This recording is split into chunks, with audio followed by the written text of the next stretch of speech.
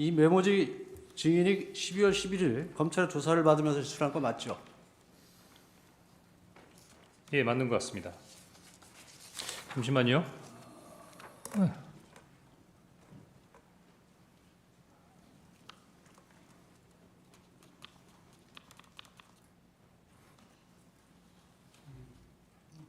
아닌가요? 맞습니다. 예.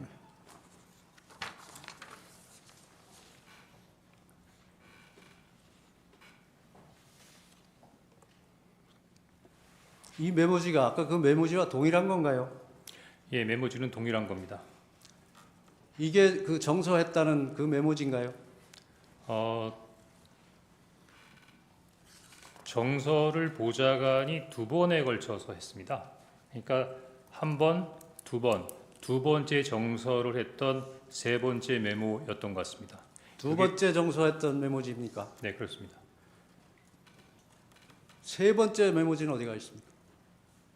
이게 세 번째 메모지입니다. 그럼 두 번째 메모지는 어디 있습니까? 그러자도 그래서 재판관님께 그걸 말씀을 주셨는데 요 내용을 아까 말씀하신 대로 여기다가 좀 같이 보여놓고 얘기를 해도 됩니까? 네, 해보세요. 예, 계속 묻겠습니다. 예, 이 메모지는 증인이 받아 쓴 것을 보좌관이 정서한 거라고 했죠. 네,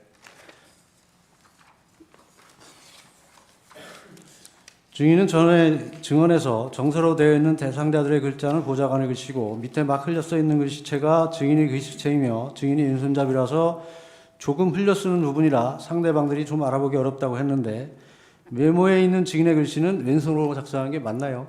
아닙니다. 그때 그러면 지난번에 증언은 위증한 것이네요. 아니 외증한 것이 아니고 다소 와전됐다고 생각이 되는데 와전이 아니고 제가 그렇게 증언을 했습니다. 왼손으로 아니 저도 썼다고. 지난번에 했던 CCTV를 봤는데 그렇게 왼손으로 썼다 이렇게 얘기하지 않았습니다. 왼손잡이가 써서 글이 흘렀다 했는데 제가 왼손잡이인데 오른손으로 글을 쓰니까 원래 왼손잡이가 오른손으로 글을 쓰니까 글이 악필이다 그 말씀을 설명드렸던 겁니다.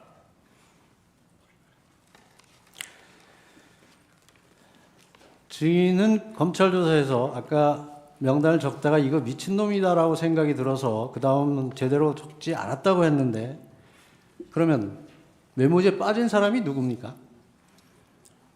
제가 이 메모지에 대해서 좀 이렇게 아니 빠진 사람이 누구냐고요. 빠진 사람이 받아 적다가 네. 그만뒀다면서요. 미친놈이라고 해서. 그래서 10명을 쓰고 2명을 못 썼었습니다. 그 두 명이 누굽니까? 지금 기억하기로는 양정철과 조혜주입니다.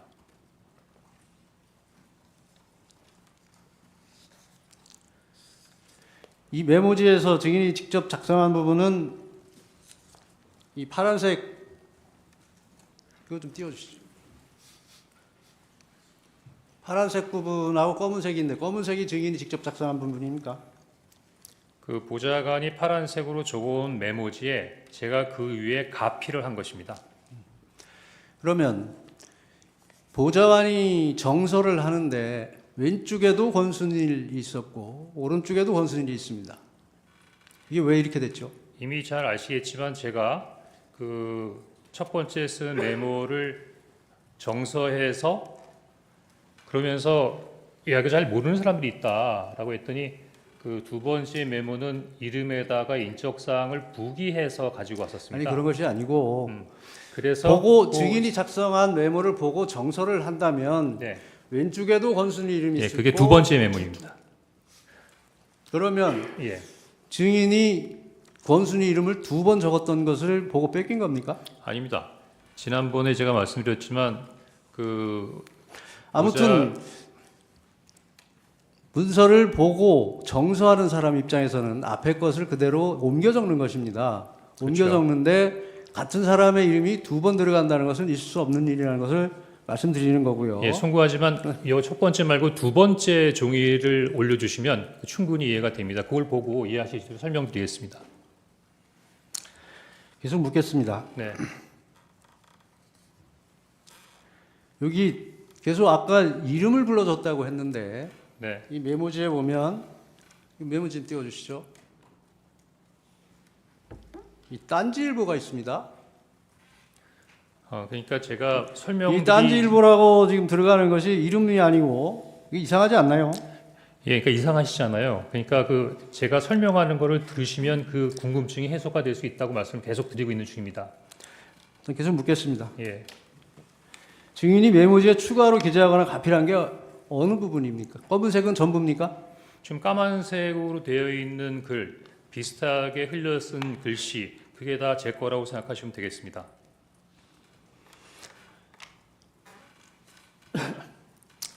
여인영 방첩사령관으로부터 이제 불러주는 명단을 메모를 해서 그것을 보좌관에게 정사하도록 시켰는데 여기 보면 딴지일보 이상한 게 들어가 있고 권순일이라는 이름이 두 번 적혀 있고 또 조국 전 의원, 박찬대 의원은 빠져서 추가로 적는 일이 생겼습니다. 왜 이런 일이 생겼을까요? 이것이 첫 번째 메모를 바로 옮겨 적은 것이 아니고 제가 말씀드린 대로 자세하게 인적사항이 부기가 되어 있는 두 번째 메모가 있었다고 말씀을 드렸고요.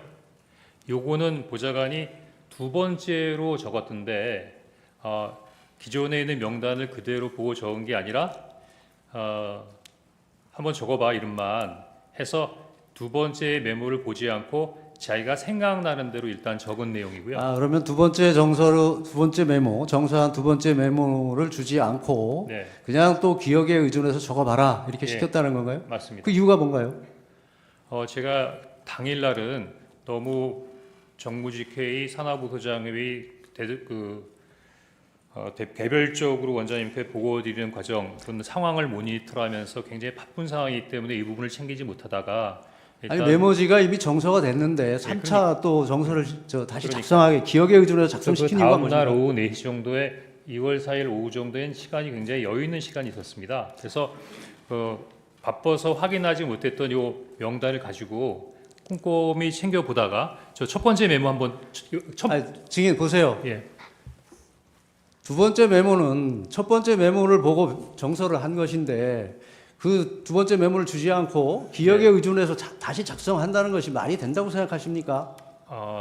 그게 시간이 있어서 했다는 게 그게 지금 이유가 된다고 생각하시나요? 제가 아까 말씀드린 대로 10명의 명단을 받았고 2명은 굉장히 좀 약간 어떤 사람일까라는 부분에 대해 궁금함이 있었고 계속 이게 묻겠습니다. 12명이 아니라 예. 한두 사람 정도가 더 있을 거라고 하는 굉장히 궁금증이 있는 상태에서 저 혼자 어떻게 해결이 안 되는데 그래도 첫 번째 메모를 봤던 저 친구가 좀 뭔가를 기억해. 그 당시에 이미 첫 번째 메모는 폐기한 상태였죠. 그렇죠. 그러니까 전부 예. 저 메모는 예. 보좌관의 기억에 의존해서 작성한 거네요. 아닙니다. 두 번째 메모를 보고 쓴 겁니다. 물론 제가 두 번째 메모에서 두 세 번째 번째로 메모를 준 게 아니고 기억에 의존해서 작성하라고 했다면서요. 그건 세 번째 메모죠. 두 번째 메모했는데 세 번째 메모지입니다. 그래서 제가 그걸 계속 한번 묻겠습니다. 이 메모지에 동그라미 친 부분은 무슨 의미인가요?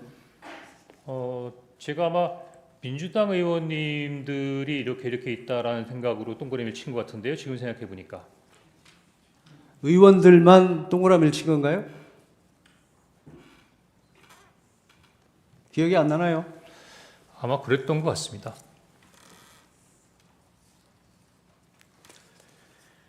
앞에서 이건 미친 짓이다 하고 적다 말았다고 했는데 굳이 이 메모를 다시 정서시킨 이유는 무엇입니까?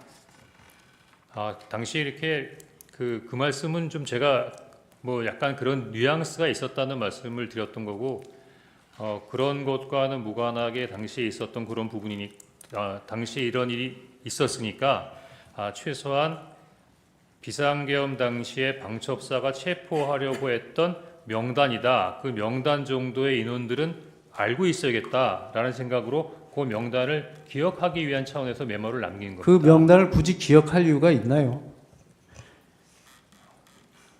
다른 목적을 가지고 작성했던 것으로 보이는데 그 목적이 무엇일까요? 그 정보기관에서는 여러 가지 부분들을 많이 알려고 하는데 그 알려고 하는 부분들이 다 나름대로의 다른 의미가 있어서 그렇습니까? 더구나 계속 묻겠습니다. 네. 이 증인이 며칠 전 어느 방송에 출연해서 명단이 크로스 체크됐다는 표현을 썼습니다. 그런데 이 메모지의 명단과 여인영 전 사령관이 불러줬다는 명단이 일치하지 않습니다. 그 이유는 무엇이죠? 여인영 사령관의 명단이 따로 있습니까? 저는 그냥 연령사령관이 당시에 불렀던 부분들을 메모했다가 그 메모한 명단만을 가지고 있는 거지. 증인은 그 언론과 인터뷰에서 크로스 체크돼서 마치 일치한다는 뉘앙스로 얘기를 했습니다. 근데 지금 비교해보면 두 명단이 일치하지 않는다는 얘기를 하고 있습니다. 예, 그 이유가 무엇이냐고 묻습니다. 처음에는 그러니까 증인이 그 명단을 여인영 사령관이 얘기하는 명단을 본 적은 없는 것이죠. 그 상태에서 불러주는 거를 듣고 받아 적기만 한 그러니까요. 뿐입니다. 예, 증인 명단만 아는 것이지 예. 여인영 사령관의 명단은 모른다는 거죠. 모르죠. 그럼에도 불구하고 언론에서는 마치 확인한 것처럼 얘기한 것을 그거는 지적하는 아마 것입니다. 12월 3일이나 예, 계속 4일의 증인 얘기가 계속 아니고 묻겠습니다. 예, 그 이후에 여러 가지 언론의 방첩사나 조지경찰청장의 명단이 나오니까 그런 것들을 한번 크로스 체크해봤다는 것으로. 자, 그러면 지금부터 잠시만 주목해 주시기 바랍니다. 제가 구독자분들을 위해서 선물 하나를 준비했는데요. 제가 항상 여러분들께 드리는 말씀이 있습니다. 뉴스만 평소에 잘 챙겨보셔도 돈이 되고 돈을 벌 수 있다라고 말씀을 드렸는데요. 여러분들은 여기 보시는 삼성전자 뉴스를 보고 어떤 생각이 드세요? 아니면 정치인들의 뉴스, 날씨 뉴스를 보고는 어떤 생각이 드시나요? 그냥 뉴스만 보고 끝내는지 아니면 이 뉴스를 어떻게 이용할 수 있는지 이 부분을 고민하고 계시는지를 되물어보고 싶습니다. 그 이유가 뭐냐 하면 제가 지난번에 여러분들께 뭐라고 말씀을 드렸었죠? 지금은 반도체 섹터를 눈여겨보셔야 한다고 말씀드렸습니다. 그리고 나서 이런 썸네일들 뉴스를 통해서 많이 보셨을 겁니다. 반도체 내용이 이슈가 됐을 때 부자들은 어떻게 생각한다? 반도체 관련주들은 뭐가 있는지, 어떤 종목이 가장 좋은지, 어디에 투자해야 돈이 몰리는지 자연스럽게 생각한다고 제가 말씀을 드렸죠. 그 이유가 뭐냐 하면 부자들이 봤을 때는 이슈가 곧 돈으로 이어지고 그 이슈가 나에게 돈을 벌어준다는 경험적 확신이 있기 때문에 부자들은 항상 이런 사회적 이슈를 관심있게 챙겨본다고 제가 말씀을 드렸습니다. 이번에도 마찬가지인데요. 제가 지난번에 시청자분들과 함께하는 주식으로 수익 내기 이벤트를 진행했었죠. 당연히 100% 무료로 진행을 했었고요. 여기 보시면 아시겠지만 제가 지난번에도 구독이라고 보내주신 모든 시청자분들께 반도체 관련주 중에 가장 크게 급등할 딱 한 종목, 많은 종목도 아니라 한미반도체 한 종목을 여러분들께 추천드렸어요. 그러면서 여기 나와 있는 대로 정확히 얼마에 매수해야 하는지, 그리고 수익률이 어느 정도 나왔을 때 팔아야 하는지를 이런 부분들까지 여러분들에게 정확히 알려드렸었는데 지금 실제로 어떻게 되었다? 오른쪽을 보시면 아시겠지만 제가 지난번 문자 발송으로 이 한미반도체를 소개해드리고 나서 실제로 이렇게 5배 이상 어마무시한 상승이 나왔습니다. 100만 원만 투자를 했어도 무려 500만 원이 넘는 수익금이 생긴 거죠. 그래서 당시에도 굉장히 많은 분들이 제가 드린 이 한미반도체로 수익을 내실 수가 있으셨을 텐데요. 다시 한번 축하드린다고 말씀을 드리겠고 이번에도 마찬가지입니다. 앞으로도 2024년, 2025년 계속해서 기대해볼 섹터는 AI입니다. 그 중에서도 AI 반도체는 그 누구도 부정할 수 없는 미래성장 산업입니다. 그러면 우리가 어떻게 생각해 볼 수 있을까요? AI 반도체 종목 중에 앞으로 크게 대장 역할을 하면서 10배 이상 급등할 수 있는 텐베고 종목을 지금부터 열심히 추적해야 한다는 겁니다. 큰 돈을 투자하지 않더라도 월급의 일부분 아주 소액이라도 이 종목을 모아가야 수백 %의 수익률을 손에 쥘 수 있는 것이죠.